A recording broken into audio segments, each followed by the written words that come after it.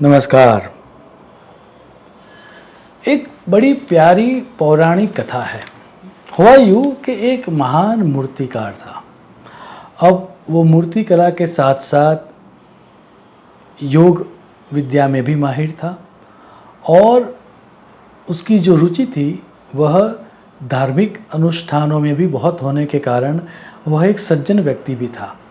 तो एक तरह से रेयर कॉम्बिनेशन हो रहा था, सज्जन भी था, योग विद्या में भी माहिर था और मूर्ति कला में तो अति प्रवीण था।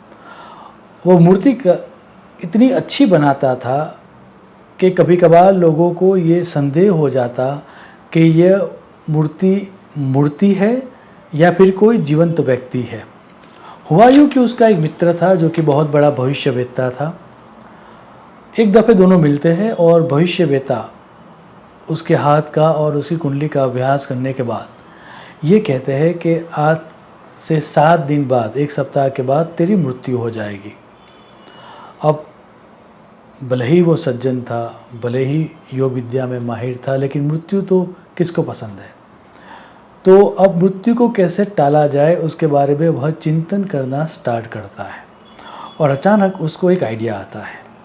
तो होता ये है कि जब मृत्यु की देवी उसको लेने के लिए आती है उसके घर पर, तब मृत्यु की देवी थोड़ी आश्चर्यचकित हो जाती है क्योंकि वहाँ पर उसके जैसे ही 11 मूर्तियाँ और थी।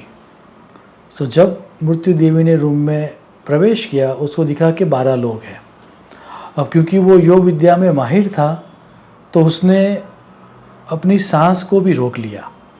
तो अब तो मृत्यु देवी को ये पता लगाना कि कौन सही व्यक्ति है वो तकरीबन नामुमकिन था। तो मृत्यु देवी थोड़ा हताश होकर वापस जाती है और यम राजा को इसके बारे में बताती है।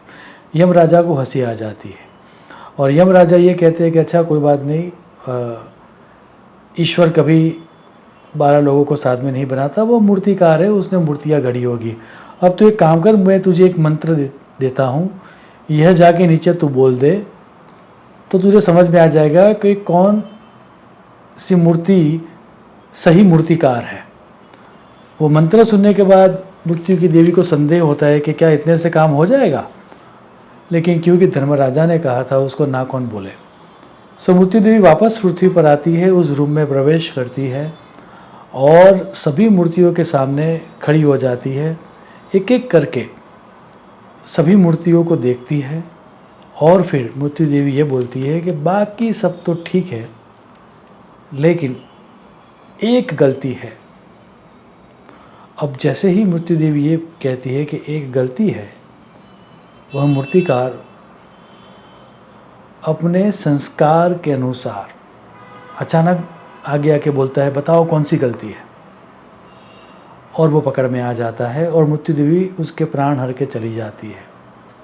स्टोरी तो यहाँ पर ख़त्म हो जाती है, लेकिन स्टोरी बहुत सारे रहस्य को उद्घाटित करके जाती है। हम सब के जीवन में ये कभी ना कभी होता ही है।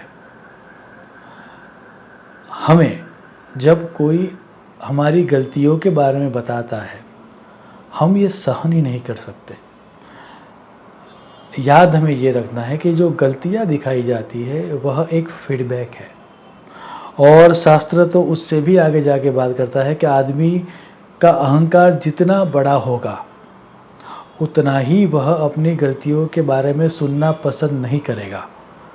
तो एक तरीके से यह एक लिटमस टेस्ट भी है कि आप अपनी गलतियों के बारे में सुन सकते हो या नहीं सुन सकते हो। और सुभाषितकार ने तो आगे जाके एक बड़ा प्यारा सूत्र दिया है, त्यजन्ति जीवितम लोके मर्यादम न तु मानिनः, कि अहंकारी आदमी अपने जीवन को छोड़ सकता है, लेकिन अपने काम में कोई भूल निकाले या कोई अन्य उसके काम में गलतियां निकाले, वो कभी भी सहन नहीं कर सकता। जैसे कि हमने उस स्टोरी में देखा कि वह मूर्तिकार को सिर्फ मृत्यु देवी ने इतना ही कहा कि एक गलती है, और वो भूल गया कि उसका पर्पस क्या था। अगर वो नहीं बोलता तो शायद वो बच भी सकता था। सो शास्त्रकार ये कहते हैं कि अगर एक ही भूल है, सिर्फ एक ही भूल है, और वो भूल है अहंकार या ईगो। अगर हम वो सिर्फ एक गलती को सुधार दें तो शास्त्रों का स्पष्ट कहना है कि हमारा पूरा का पूरा जीवन सुधर जाएगा।